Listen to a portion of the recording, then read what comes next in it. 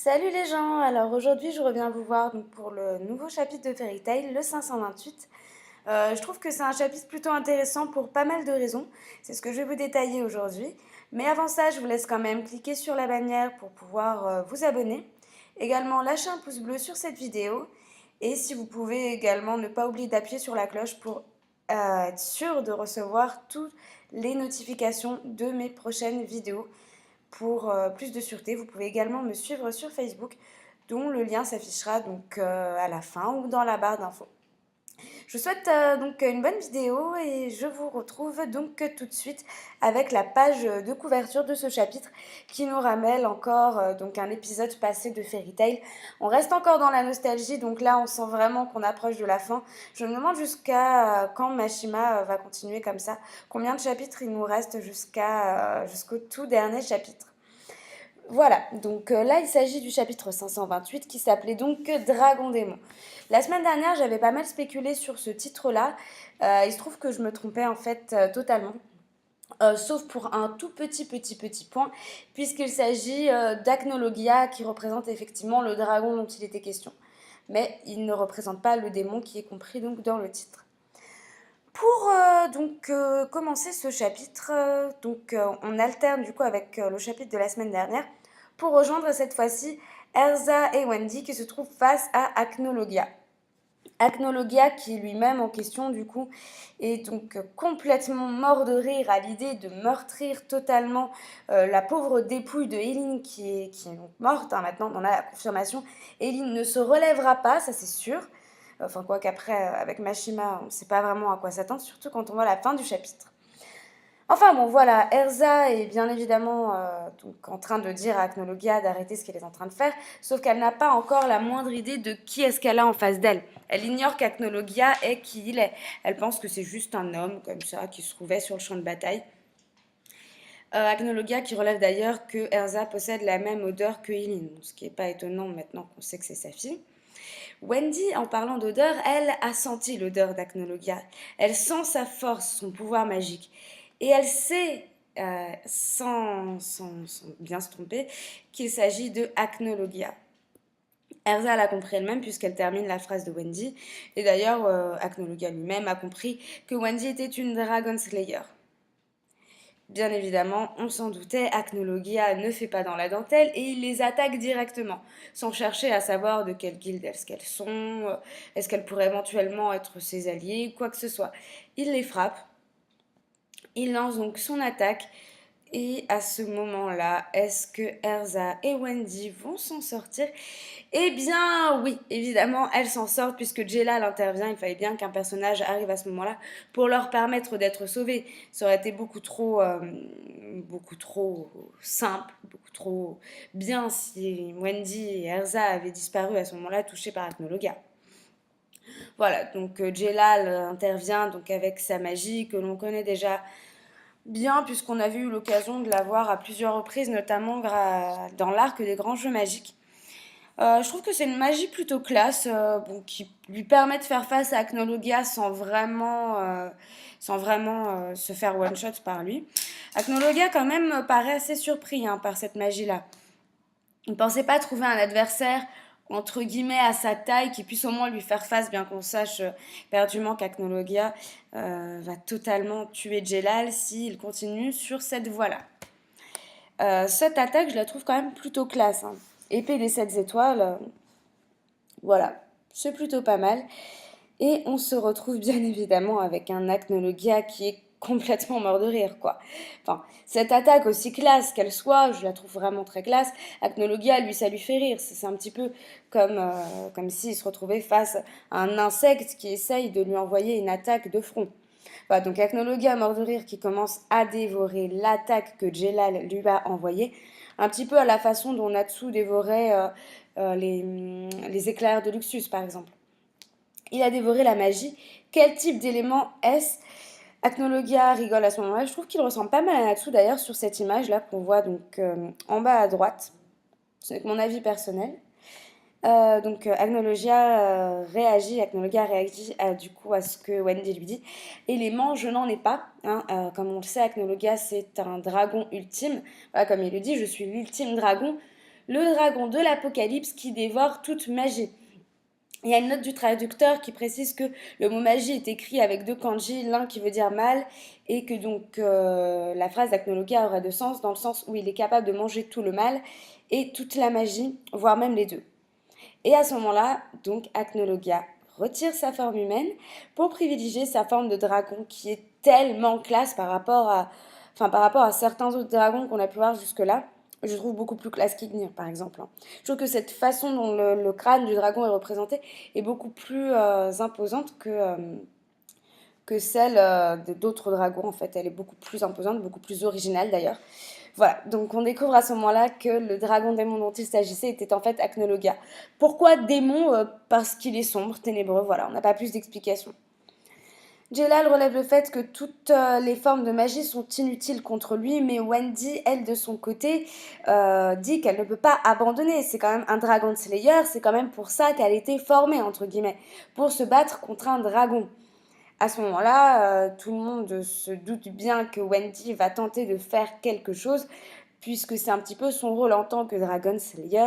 Et effectivement, Wendy invoque la Dragon Force, donc qu'elle avait déjà invoquée une fois dans le chapitre, je sais plus quel chapitre c'était, je crois que c'était le 416, si je ne vous dis pas de conneries. Enfin bref, Wendy donc invoque la Dragon Force, qui sera bien évidemment pas de taille face à Cnologia, on le sait, hein, voilà, à ce moment-là, il y a donc Blue Pegasus qui intervient avec ce navire, je crois qu'il s'appelait Christina, je me rappelle plus trop, le navire qui arrive, qui fonce contre Acnologia. Bon, bien sûr, là, il ne s'agit pas de magie, il ne s'agit pas de puissance, il s'agit juste que Acnologia ne s'attendait pas à ce qu'un navire de cette taille débarque à ce moment-là. Donc Acnologia est surpris, il est propulsé donc dans la pierre plusieurs mètres du trio de Wendy, Erza et Jelal. Et on s'attend donc à une intervention d'Ichiya et des autres membres de Blue Pegasus à ce moment-là. Ce qui serait plutôt pas mal selon moi, puisque ça permettrait de relancer un petit peu la dynamique du groupe, puisque Ichiya est toujours impliqué dans les combats de Erza. Effectivement, Ichiya arrive à ce moment-là. Il leur demande de se dépêcher de monter à bord, que ça leur permettra donc du coup de prendre de la distance avec Acnologia.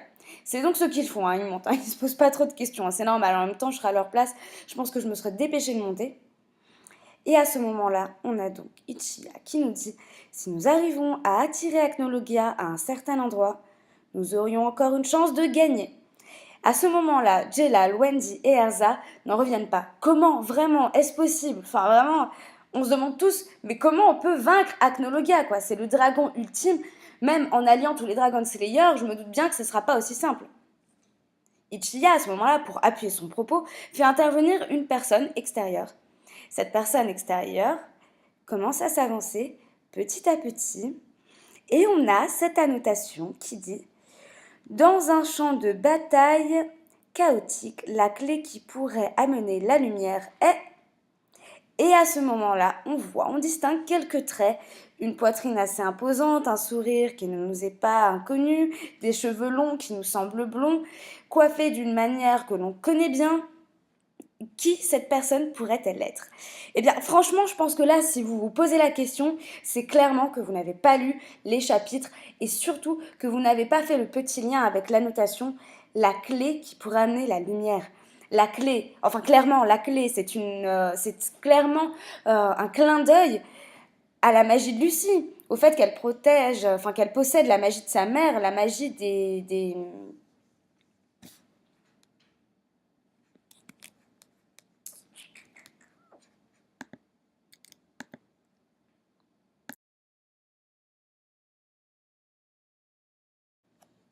la magie qui est donc la magie des constellationnistes, on le sait très bien. Lucie a appris la magie des constellationnistes, l'usage des clés, elle l'a hérité de sa mère, on le sait. Et là, c'est clairement une référence, on nous parle des clés, c'est clairement une référence à Leila Ertfilia, on voit bien que c'est elle sur l'image.